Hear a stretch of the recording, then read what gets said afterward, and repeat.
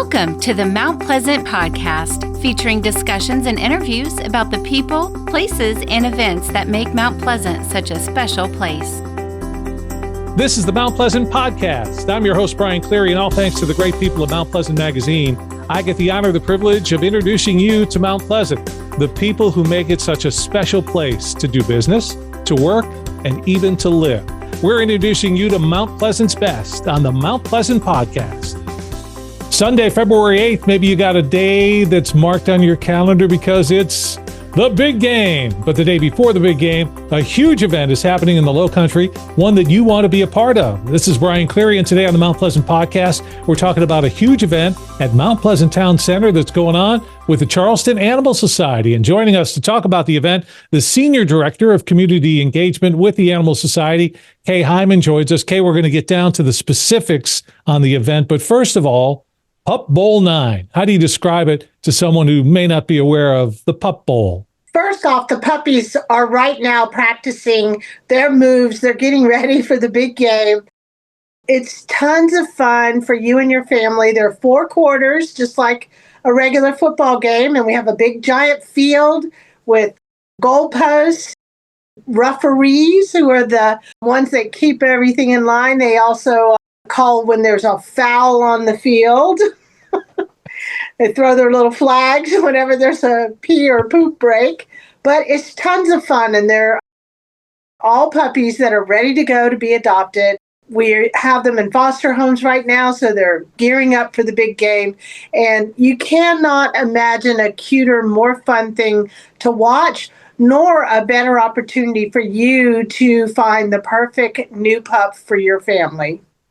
So this is Pup Bowl IX. The Charleston Animal Society is a great organization in terms of doing events. If you're up to the 9th, you know you got to be doing something successful. Some folks would say, well, I was at Pup Bowl III or I was at Pup Bowl V.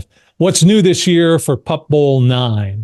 Tradition is critical to making sure that people understand what they're getting and that this is going to be a fun day. But there's so many other things going on during the day. There are booths from all different kinds of businesses. There's food, entertainment, contests that you and your pet, if you bring your pet to the event, can participate in. So it's lots and lots of fun. And of course, all the proceeds, it's $10 to enter, and all the proceeds benefit Charleston Animal Society. It's our goal to save every animal that comes through our doors, and we can't do it without the public. So even if you're just coming to have a fun day with your kids and your family, it's a perfect day out in Mount Pleasant at Towne Centre. Hey, let's be honest a little bit. You and the folks at the Charleston Animal Society, it's got to be a fun day when you get to sit around and go, oh, referee. There's got to be a million different things. I need to be a part of that meeting. The best part for me personally is whenever the teams are on the field, so you can see them in advance. They're in their little corrals, and you'll know which quarter they're going to be in. And you put your number in the ones that you're interested in. And the best part for me is when someone's number gets picked. People get so excited. I mean, they jump for joy, and they almost always know exactly which puppy they had come there for and that they wanted. And when they get into the field, we let them on the field, and they hug the animal, they look around, and then it's my job to say, and do we think this is a match? Are you saying yes to the puppy? And when they do, we all go, touchdown! So it's just tons of fun. And you can't imagine a better afternoon. Tito's is there. They're supporting us. All the proceeds from their sales will go to us. It's just a perfect storm of puppies, children, adults, and lots of things to do, all mixed in one. And our great host, Towne Centre, who support us tremendously throughout the year with other events. This is our biggest event. I just love it. And like the big game, like any game, getting your tickets is important. You want to get them in advance as well. What's the best way that I can go about getting tickets for Pup Bowl IX? Well, you could just go to the Mount Pleasant Towne Centre website and click on the link, or you can click on the link in our event page on social media at Charleston Animal Society. Our neighbors at Berkeley are also going to be at this event. And one of the cool things that we do, we have retired players that are always there. And those are dogs that are older. They're not the puppies that are out there vying the field. They're going to be walking around, and they also will be available for adoption. So it's about the pups.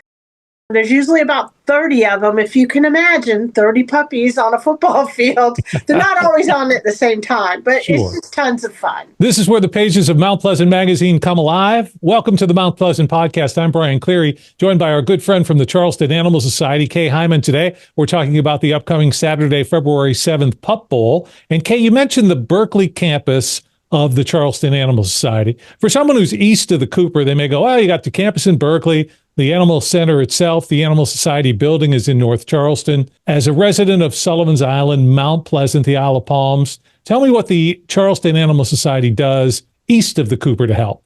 Well, of course, Daniel Island is partly Berkeley County. There are other pockets of Berkeley County within east of the Cooper. In July 1, as a matter of fact, have taken over management and cultivation of the Berkeley Animal Center. So we've been doing that since July 1. There have been lots of challenges, and right now the county is adding on to that building. There are challenges there. We have animals that need to get out because there's some kennel space being lost.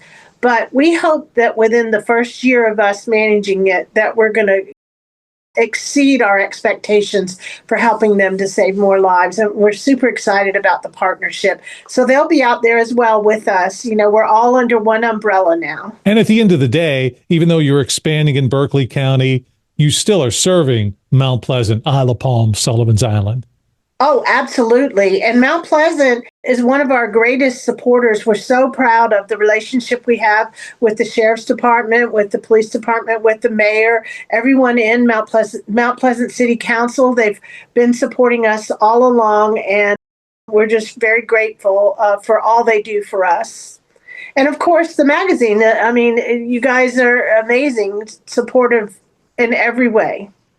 We love to step up and help the Charleston Animal Society. Lots of folks in the Low Country do, because the work that you do is so important. And you and I, when we talk, we have a lot of fun. You guys put on some of the most fun events that are seen in the Low Country. But at the end of the day, the mission is still the same. What you do is all about saving animals. It truly is. When we have to, we go to fee-waived adoptions, but most of the time we're never even asking what it costs us to put an animal up for adoption.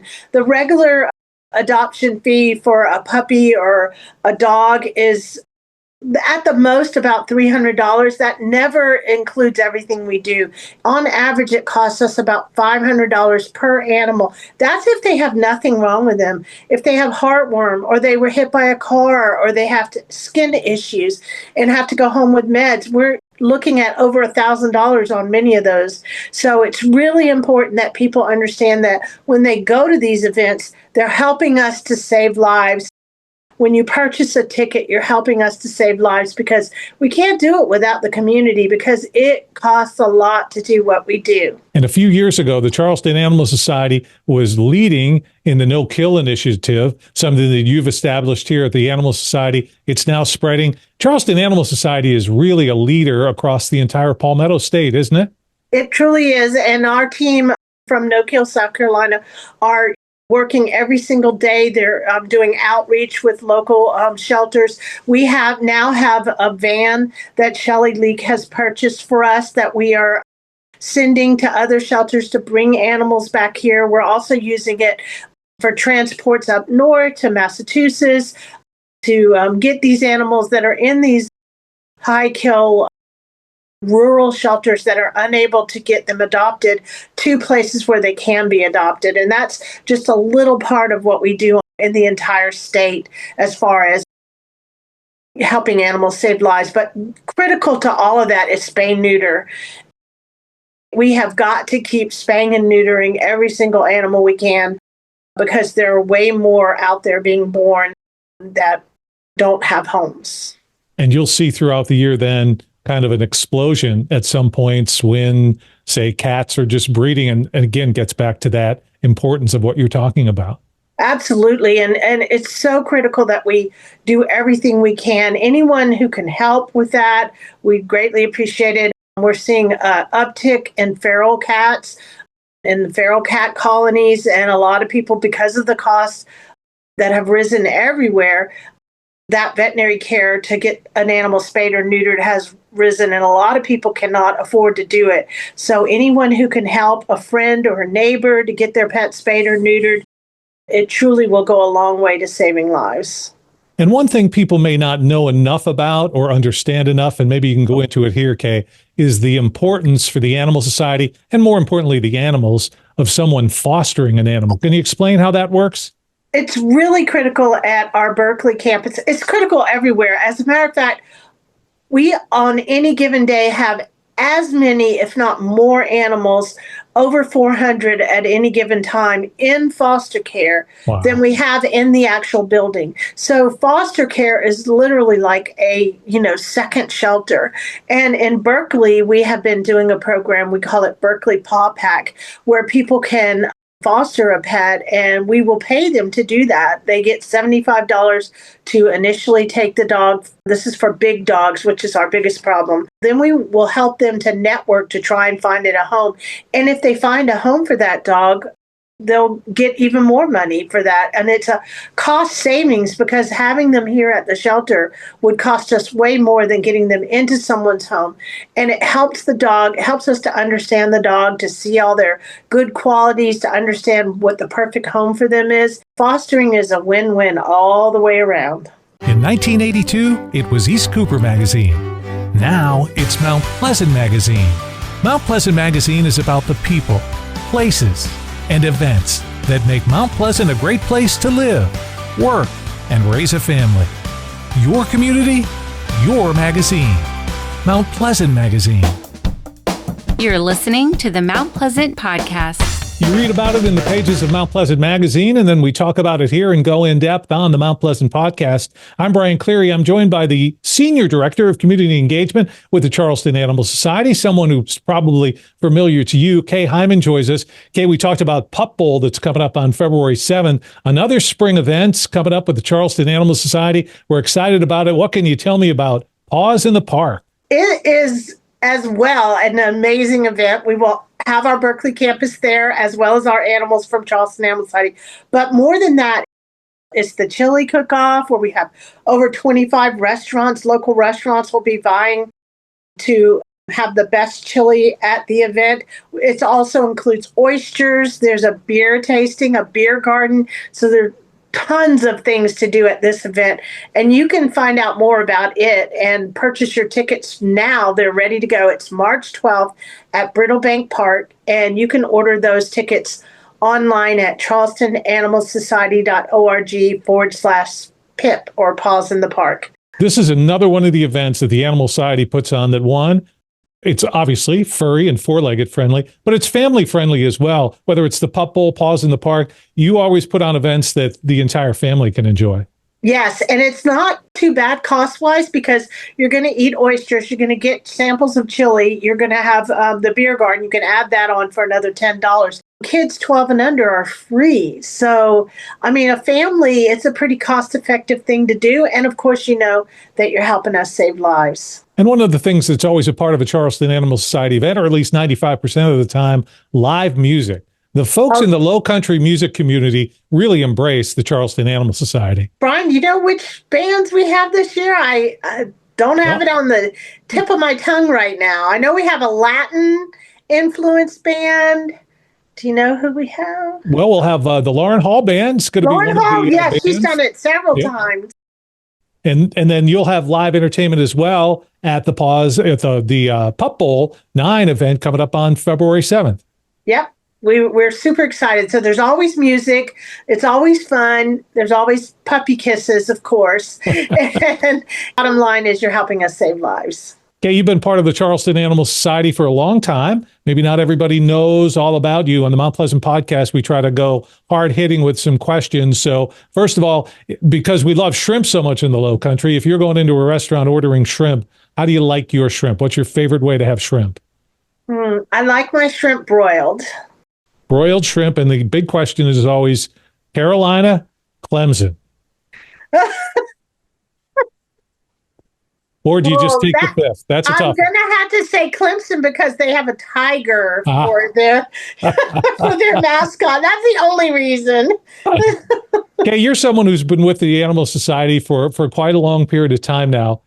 I can't imagine a more rewarding job that you've had for more than 25 years, making such a difference in the community, but you've got to feel great about the work that the Animal Society does for our furry four-legged friends. I truly do. It's actually 34 years. Wow. Believe it or not. I was trying not to date you that much, so. But I have to tell you, I've seen such huge strides and huge changes since I started as a volunteer way back, right after Hugo is when I started. We have changed so much. Our focus has always been the same, to help end cruelty to animals. But the outreach that we do now and the things that we do as far as spay neuter, our new building, well, it's really not new now. It's 17 years old, but it's phenomenal compared to where we were. It's just amazing. And the team of veterinarians that we have here, no matter what challenge is thrown in front of them, animal control will bring in a dog that's been hit by a car, or a dog will be transferred to us after it's been at the emergency clinic, and then we have to continue care. It's phenomenal. I mean, just the other day, I saw 3 cats that had to have one of their eyes removed. 3 at one time, on the floor, available for adoption. When I first started, those cats would have never had a chance. They would not have gone up for adoption. Now, because of the community support and because of the scope of the care that we do now, we're saving more lives than ever. Whether it's from hearing you on the radio that folks have for decades now, seeing you on TV, going to the different news channels, or now on podcasts, I can't imagine, couldn't put a number of the hundreds of animals that you saved. It's a great thing. But if people want to come out, the one thing we really need to press everybody, at Pup Bowl IX, you will be able to adopt animals. Yes, and at Paws in the Park. But Pup Bowl IX, very exciting. They'll have puppies on the field. So if you're looking for a young dog, that's the place to be. Come and put in your ticket into the quarter where you like the animals. Now, if you don't get the one you want in that quarter and you see, well, we will move those into another quarter. So, don't think you're not going to leave without a puppy.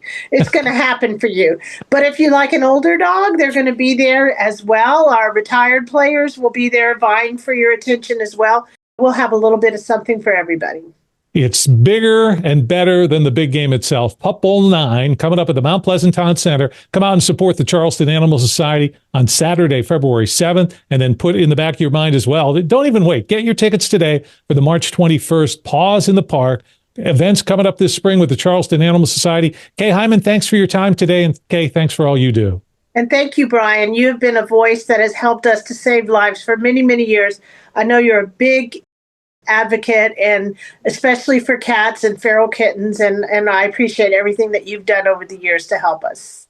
Mrs. Cleary loves her kitty kisses all the time, as do I. This is where the pages of Mount Pleasant Magazine come alive. We'll be looking for you February 7th at Mount Pleasant Towne Centre for Pup Bowl IX with the Charleston Animal Society. I'm Brian Cleary. Thanks for being a part of it today, our Mount Pleasant podcast. Thanks for spending your time with the Mount Pleasant podcast, your community, your podcast. Listen to past and future episodes at mountpleasantpodcast.com.